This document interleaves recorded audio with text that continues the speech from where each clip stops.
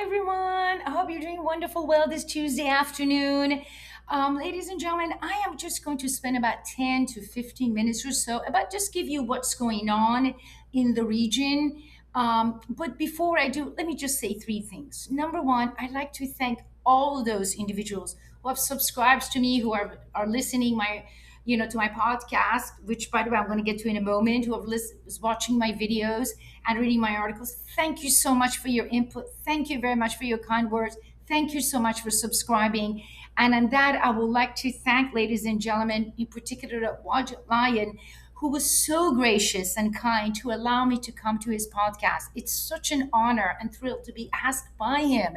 I was so honored. So I want to thank him as well. And ladies and gentlemen, subscribe to him. He knows a lot. He has an incredible posse of people who will give you a different perception of what is going on. And the third one, ladies and gentlemen, I like to say the third thing is that I am doing an article that should come out probably either tomorrow night or Thursday, and it's on UAE because obviously there has been a massive shift internally and externally in terms of foreign policy with embassy of Abu Dhabi. We are beginning to see, ladies and gentlemen, that what started as seven little states as equals now really there just is one boss and six taxpayers. But I'll discuss that when later on, and you can read it when the article comes out. Ladies and gentlemen, let me begin by saying, where are we today, right? We're at the day of 65, 66th day of the war. It's so-called the ceasefire has been going on, right? But there are these cats and mouse game the United States plays with the Iranians. We go into the Strait of Hormuz, the Iranian hit us, we try to hit them back, and the Iranians come in and hit are not just us directly, as the videos have shown, but also our bases. In this case, Abu Dhabi, right? I should say UAE. So we are playing these little games. And why is that important? Because the question becomes for many, why are we playing these little games? If we, the United States, if Israel, it's so powerful, why can't it just finish it off? Well, because, ladies and gentlemen, we are not that powerful per se. Remember, I wrote it in my articles. I, said it in an interview as early as March 15th. I said the Iranians did a massive, massive military damage to our bases. Well, the traditional Western press was saying, oh, everything is hunky dory, everything is fine. Needless to say, 7 days ago, they were reporting, oh no, they did much better than we thought. So you have a situation, ladies and gentlemen, that the Iranians are doing extremely well in terms of military, but they're also doing extremely well economically and politically. And what do I mean by that, ladies and gentlemen? Is that there are several things you must remember when it comes to foreign policy. Number one, a war isn't just military, it's also economic and political. And you could end up winning military but lose political, or you could lose militarily but win economic. So all of these factor in right now. And two, perception matters. Today, ladies and gentlemen, it's no longer a political system that the Eurocentric Western system defines the international community, a bipolar world. Those days are gone. Today, it's a multipolar, multi actor world with Asia really dominating the international scene, very much like the 17th century or so, when the pendulum of power were moving from the Abbasid and the Safavid and the Mughals, or even 18th century, I apologize for that, all the way to the British, to the Germans, to the French, going from east to west. Today, ladies and gentlemen, the pendulum of power is moving from west to east. That is from right to left. And that is important, ladies and gentlemen, because when you are the most powerful, you get to write the rules, you get to define what is going on. So, in today's world, ladies and gentlemen, you find Iran that's obviously paid a price. It's obviously paying, its population is hit. But in many ways, it has already won the political war. And by that I mean is that whether you like it or not, I would say the significant majority of the world, particularly like 90% of the global south, is on Iran's side. Not because necessarily they care for the government, but what it has come out through the WikiLeaks, through the Epstein file, through all the mass information, through technology, what Israel had done in the past 25 years in the region, all the coups they had done in the Middle East and around the world. But more importantly, ladies and gentlemen, because of Israel's behavior, not in Iran per se, but because of Gaza.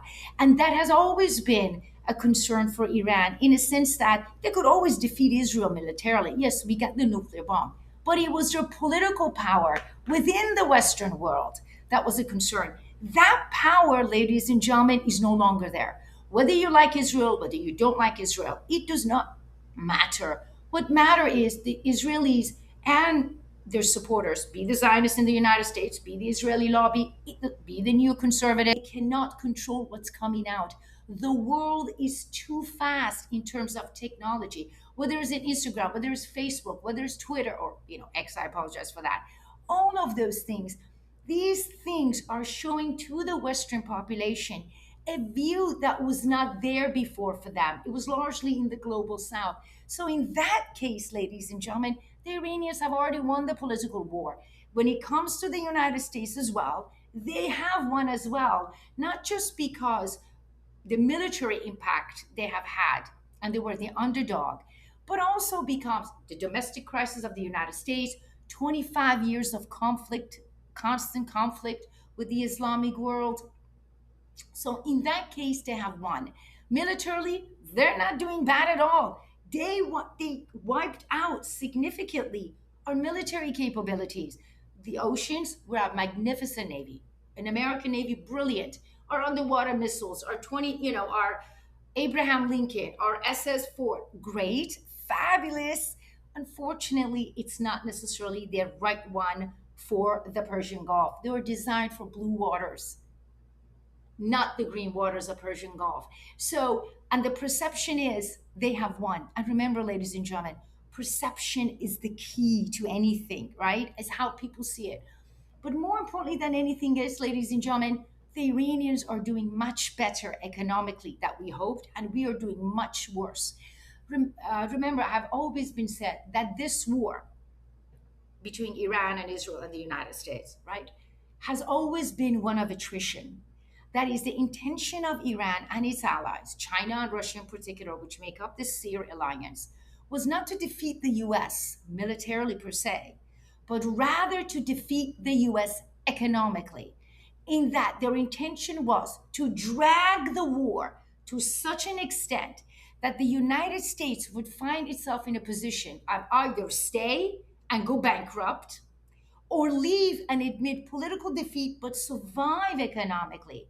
And I think we are in that position at the moment because this war, contrary to belief, is not costing 29 billion in 2 months. It's costing $1.5 billion a day. Actually, with the rate of inflation, with the ability for the Iranians to hit our bases, it's costing even more than that. So the US finds itself in an economic situation that is $39 trillion debt. It's not just getting higher and higher, but it has to borrow money just to stay in the game that it's losing.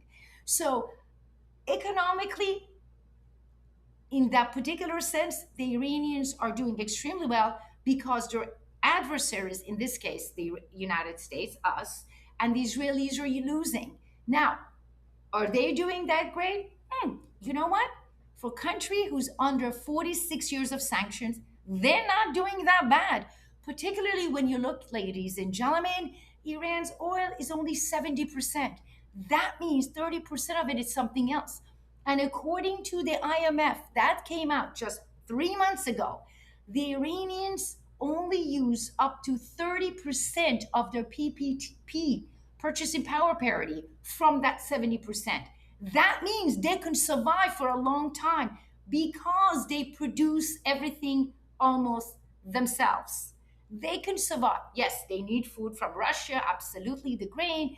They need, obviously, palm oil from Indonesia, but they can survive. What 40 years of sanction has done to them is that they have made them extremely independent. So, in that particular sense, ladies and gentlemen, from an external perspective, certainly the non Western, non European perspective, economically, military, politically, the United States and Israel are not winning. Actually, it's pretty much done, right? It's pretty much done.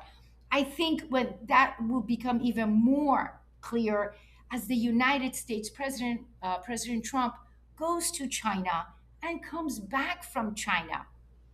And that basically means, what is he going to get, Mr. Pizzucci? Is he going to get China to abandon Iran? Of course not. They can't. China, Iran are like this.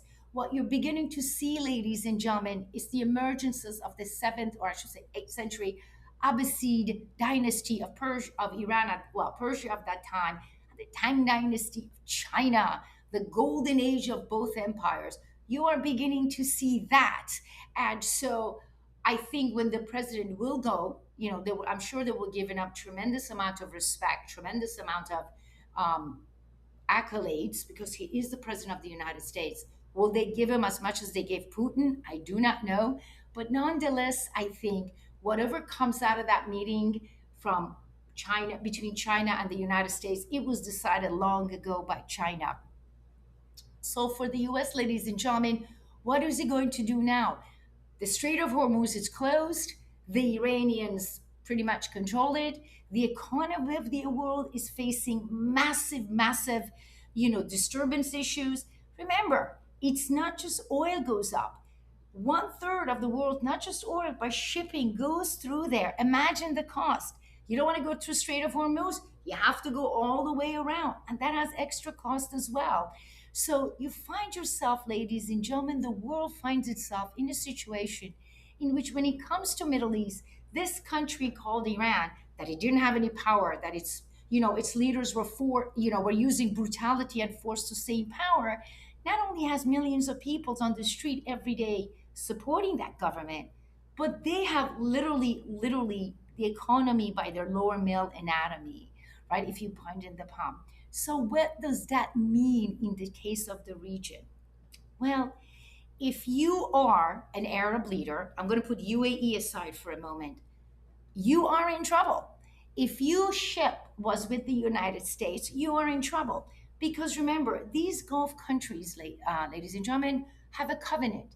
They do provide economic, military, political security, and in return, uh, the king does that, and in return, they have support for the king.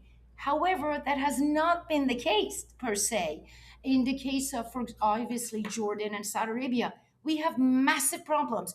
You have tribal discontents. In the case of Jordan, you have the Hawitat, you have the Bani Sakar, you have the Bani Hassan, you have the Bani Ahmad, all of them signaling to the king the jig is up. Not just because you're part of the military and they're looking at his half brother, but they're also, ladies and gentlemen, part of the social fabric of the society.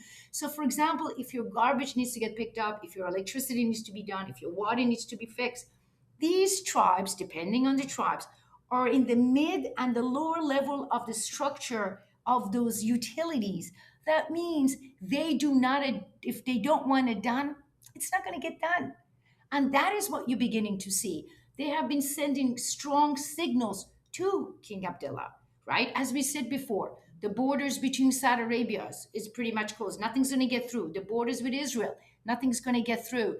The tribes are sitting there with their glasses, reporting what's coming out of the American bases, sending the information out, letting the people know, you're not going to do here, showing their power by making sure garbage doesn't get picked up. So in that case, Jordan, King Abdullah is facing massive problems. But King Abdullah is not the only one. As I said in my articles, as I said in my videos before, it's also MBS of Saudi Arabia, which in many ways it's a little bit even more challenging for him, to say the least. And by that I mean, ladies and gentlemen, is that MBS came via, he came in but used bloody coup. And the first few years he did okay because the young thought, yeah, it's going to change, but he didn't. What it meant was that when the young came in, they realized, oops, the lifestyle the parents had is gone. They have to work more for less. And wait, they're a shield for the Israelis. So when the Americans attacked Iran and the Iranians attacked our base, they attacked the American bases, the tribes were like, what is going on here? Why are we paying for that? So, very much like Jordan, and to a certain extent, obviously, Bahrain, these tribes are going, no, right? But they show it in some ways similar to what is happening in Jordan. Remember, whether is the trio, whether is that whether is the Hawitat, where is the Shamar of the north, whether is Haram of the east, right? Whether is the Tayyib of the center of Saudi Arabia, whether is the Harp of the west of Saudi Arabia. These tribes have began to show their power on every level. There is the uh, social atmosphere level in which they also control the electricity, the garbage, the water, and they making sure things are going slow or things are not coming out. They're also, some of them are part of the SANG, which is the Saudi National Army. They're part of the regular army, and they're showing their power by making sure their tribal, nieces and nephews and cousins, they don't show up to work, or they just passive. They don't necessarily listen, and they also show their power theologically, and that is particularly happening in the Hajj, ladies and gentlemen. This is the moment when millions of Muslims are traveling to Saudi Arabia, and it's supposed to be smooth. And according to the Western press and according to Saudi Arabia, everything is going great. But it's not going great. Why? Because the drivers of those buses that take you from, for example, from Medina to Mecca, or from, let's say from Riyadh to Medina, they're taking their sweet time, or they're not showing up, or the water is not getting to the hotel. So they are sending a signal to the king, MBS, I should say, even though he considers himself a king, that really uh, the covenant is broken. But nothing has said that, ladies and gentlemen, more than the not removing his name in smaller and medium mosques, right? The only larger mosques are saying MBS's name. The other mosques are either completely omitting it or giving it to someone else, in a sense that made the unity of the empire, of some words like that. And that, ladies and gentlemen, it's important because it's a signal to anyone who knows the tribes, to anyone who knows Saudi Arabia, to anyone who understands the region. The population is signaling to MBS and the United States, the jig is up. Yeah, we're not going to support you. Now, there were rumors, right? There were rumors that the tribes had sent a letter last week to the American embassy, the tribal council, that they had sent that letter, let them know that you're not going to use us as a shield, which was a warning.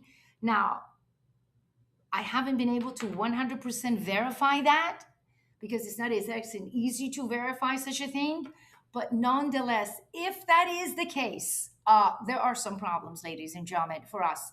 So I think between the United States coming, basically not sending arms, obviously planes landing in Jordan, landing in Saudi Arabia, but at the same time going to UAE and using UAE as the latest, darling of the moment, between the economic factor of these tribes where they're not getting any money, none, because the Strait of Hormuz is closed, the Red Sea is not really working, and between tribal discontents in Jordan, in Saudi Arabia in particular, that region, ladies and gentlemen, is altered permanently. And by that, I mean is that no matter what happens to the war, no matter who's considered a victor, the world that you knew 2.5 months ago will never come back again. That is done. You're going to see more likely a more, in some areas, a more conservative, and honestly, in some ways, a more Asiatic prone uh, leadership, because it has become very clear to the Arab leaders and their population that when it comes to their countries, only two things matter. Number one, Israel, and number two, from their perspective, that they would only be used and needed as long as the United States needed them. And for that, they look at Kuwait, how it was a darling at one time. They look at Qatar, how it was a darling. Now it's UAE. So that is where we are, ladies and gentlemen. I hope that answered your questions. If it did not, well, just let me know what you want to know, and I promise I'll get back to everyone. If you, by the way, again, I did the podcast. Yes, it's 2 hours long, and I need to apologize to my host, Baji the Lion. I like to call him a fabulous, brilliant man, ladies and gentlemen. Subscribe to him. He's just brilliant. His shows are just so open minded and so eye opening. Hopefully, you would get every answer you need then. So, wait for my article. Thank you so much for listening. Thank you for giving me an opportunity to speak and subscribing. Have a wonderful evening. Take care.